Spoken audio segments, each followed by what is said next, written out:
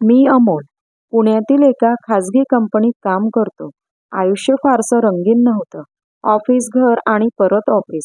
पण सगळं काही बदललं त्या एका संध्याकाळी. त्या दिवशी ऑफिसची मीटिंग संपल्यावर थोडा उशीर झाला. बाहेर मुसळधार पाऊस सुरू होता.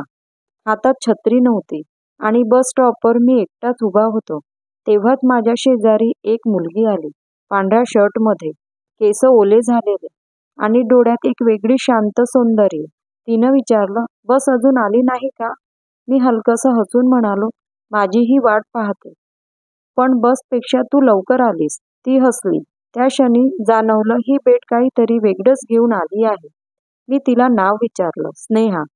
ती माझ्याच कंपनीत दुसऱ्या डिपार्टमेंटमध्ये होती, पण कधी ओळख झाली नव्हती. त्या पावसाच्या थांबण्याच्या वेळेस आमचं मन भरभरून बोललं. पुढे एकमेकांचे नंबर घेतले. काही दिवसांनी एकत्र चहा प्यायला जायचे सुरू झालं.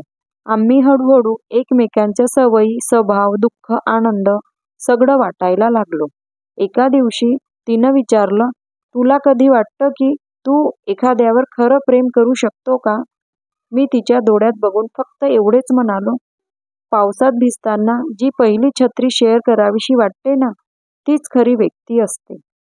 ते काही क्षण गप्प झाली आणि माझा हात पकडला. तिने काही बोललं नाही, पण ते स्पर्श काही सांगून गेला.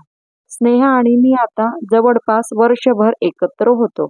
आम्ही दोघेही एकमेकांच्या आयुष्यात खोलवर गुंतलो होतो. ऑफिसमध्ये आमच्या नजरा जुळायच्या. संध्याकाळी चहा, सुट्टीला लॉंग वॉक, सगळं स्वप्न सारखं चाललं होतं. पण प्रेमात प्रत्येक क्षण गुलाबी नसतो. काही क्षण धूसर, गोंधळलेलं असतात. एका दिवसाचं उदाहरण. स्नेहाला तिच्या घरी नाशिकला एका मुलाचं स्थळ बघायला बोलावलं गेलं. ती काहीच न बोलता ऑफिसला एक आठवडा आली नाही. ना फोन, ना मेसेज. माझ्या मनात विचारांचे हजार तुकडे चालू होते. ती खरंच निघून गेली का? प्रेम फक्त माझं एकट्याचंच होतं का? एक दिवस संध्याकाळी ती परत आली. मी तिला चहासाठी ऑफिसच्या बाहेर गाठलं. डोळ्यात पाणी होतं. ती शांत होती.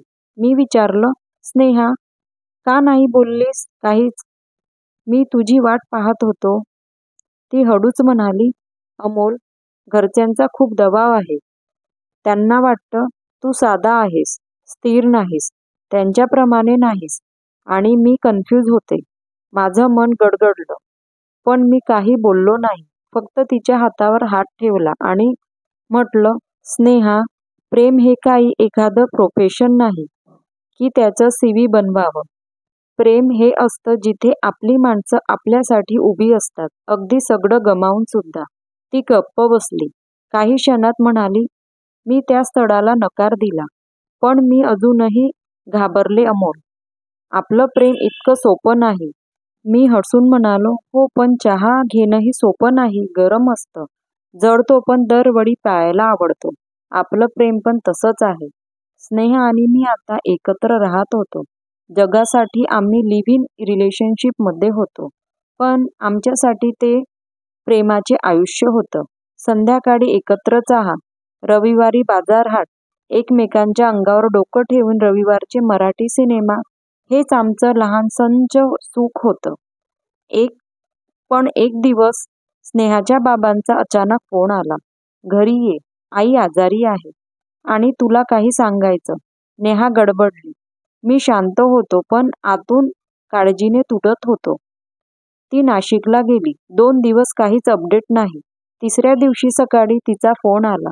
अमोल, बाबांनी सगळं समजून घेतलं त्यांना.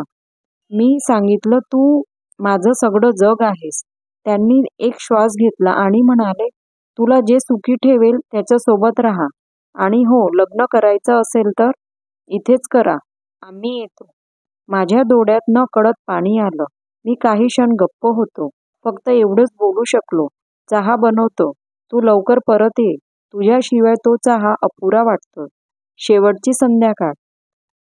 ती जुनी टपरी, ती ओलसर हवा. मी आणि स्नेहा नवरा बायको होऊन पहिल्यांदाच पुन्हा तिथे चहा प्यायला आलो. ती म्हणाली, आपल्या प्रेमाचा पहिला घोट इथून सुरू झाला आणि आज शेवटचा घोट पण इथेच घेतोय. पण या शेवटातूनच एक नवीन सुरुवात होते, नाही का?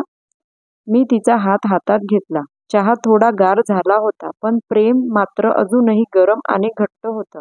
स्टोरी आवडली असेल तर कॅप्चर रोमॅन्टिक स्टोरी या यूट्यूब चॅनलला लाईक आणि सबस्क्राईब करा. धन्यवाद.